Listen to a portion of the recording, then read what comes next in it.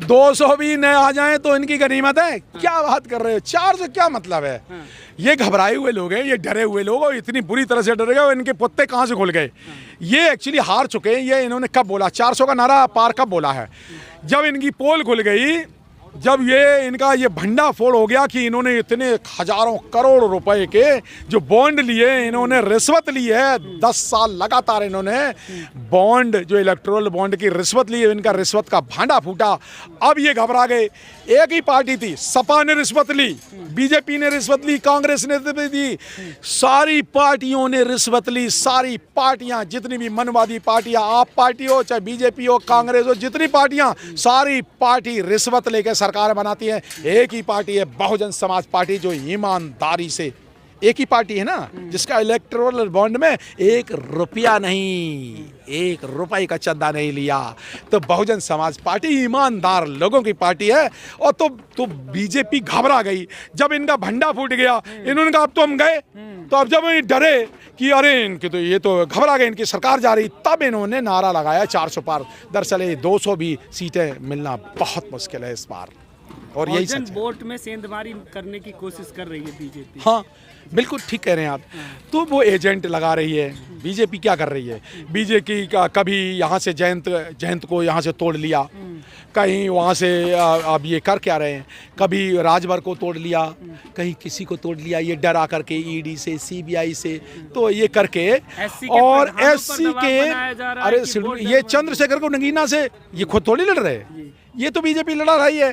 RSS, और क्या, RSS ने यहाँ पर बहुजन, देखिए आरएसएस जो बीजेपी थी ना, यहाँ से नगीना से तब हार गई थी जब बीजेपी की फुल मेजोरिटी में सरकार आई थी, तो नगीना से हारी थी। तो ये मोदी जी को बहुत दुख हुआ इस बात का, नगीना सीट से इतना है, तो उन्होंने एक एजेंट खड़ा कर दिया। और वो एजेंट यहाँ पे है ना, चंद्रशेखर नाम का एजेंट, आरएसएस का एजेंट, यहाँ से आरएसएस का पैसा, आरएसएस की गाड़ियाँ, आरएसएस के लोग, और यहाँ पे फोटो खींचने वाली आरएसएस का मीडिया, वो नगीना में आकर के वो जातियों में तोड़ करके जाटों से लड़ाई के षड्यंत्र के तहत यहाँ पे नगीना के सीट से चंद्रशेखर को खड़ा किया है, आरएसएस का आदमी खड़ा किया। लेकिन ऐसे यहाँ से चंद्रशेखर को 5000 वोट से ज़्यादा बिल्कुल नहीं मिलने वाले। सर, एक आखिरी सवाल मैं आपसे समझना चाहूँगा।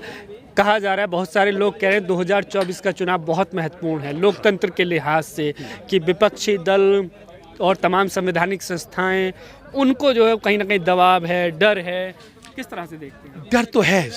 इन्होंने मीडिया को कब्जा कर ही लिया सारा। इन्होंने इलेक्शन जो कमीशन पे कब्जा कर लिया। इन्होंने 2 इलेक्शन कमिश्नर अपनी, मोदी ने अपनी मर्जी से कर लिए। इन्होंने सारी social institution, political institutions, economic institution पे कब्जा कर लिया।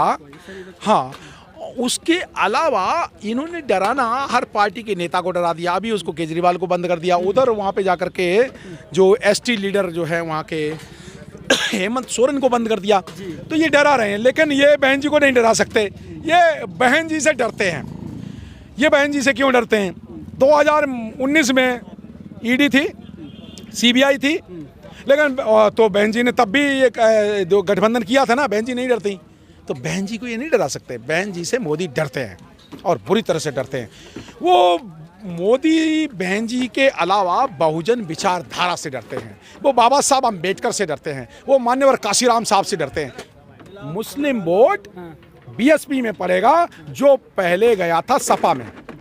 बीजेपी को हराने के लिए पहले सपा में चला गया था, इसलिए अखिलेश की ये सीटें आ गई थी। इस बार मुस्लिम जाग चुका है।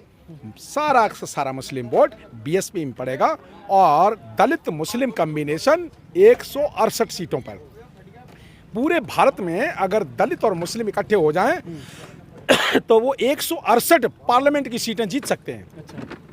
मान्यवर काशीराम साहब का सेंटेंस, दलित मुसलमान करो विचार और अपनी बना लो अब की बार सरकार, कब तक सहोगे अत्याचार, ऐसे बातें कहते थे मान्यवर काशीराम साहब।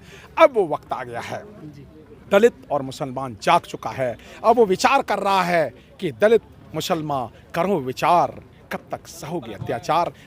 वेस्टर्न यूपी की बात कर रहा हूँ।